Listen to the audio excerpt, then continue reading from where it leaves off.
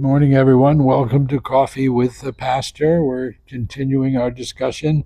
The presence of God transforms you.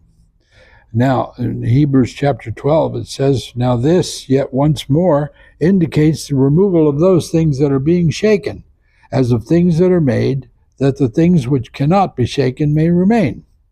Now, that's in the middle of turmoil, that God is, everything that's man-made is going to be destroyed. But he ends this paragraph and he says, "For our God is a consuming fire." Wow. And it's like, why did you throw that in at the end about everything being shaken? Because everything is going to come to a test. 1 Corinthians 3 tells us that everything is going to be tested. And therefore, we have to be content with the fact that God's going to burn up the garbage and the trash in our lives, but we will be saved because of his protection. Ezekiel 43, after he brought me to the gate that faces toward the east, we know that it's a build-up to Ezekiel 47, where the water comes out of the temple. But he says, "Son of man, this is the place of my throne and the place of the soles of my feet, where I will dwell in the midst of the children of Israel forever." Well, that's amazing, forever, that his presence will be there. In 2 Samuel chapter 6, it says that David was dismayed because he moved the Ark of the Covenant. He went to get it. He put it on a new cart. Well, of course, shouldn't have been on any cart. And when they hit the bump in the road at Nashon's threshing floor, the ark starts to tip. And Uzzah puts his hand up. And, of course, he's zapped by the Lord. But can you imagine what would have happened if the ark tipped and the glory of God spread all over the earth? So almost Uzzah, I think, is zapped because he's preventing the move of God.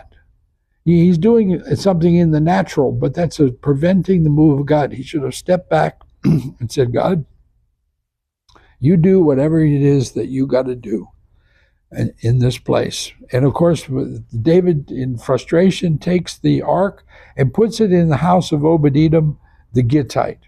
Now, first of all, Obed-Edom's not even Jewish.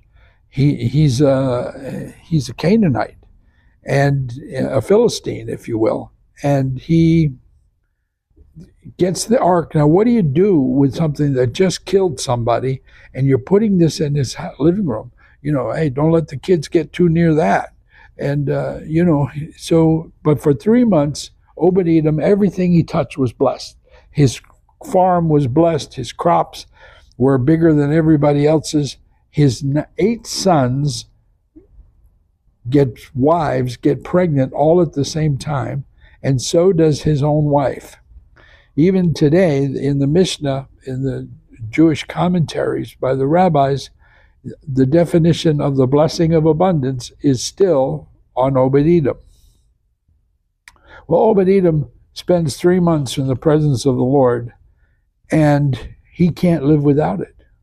It transformed him. It changed him. He can't live without it.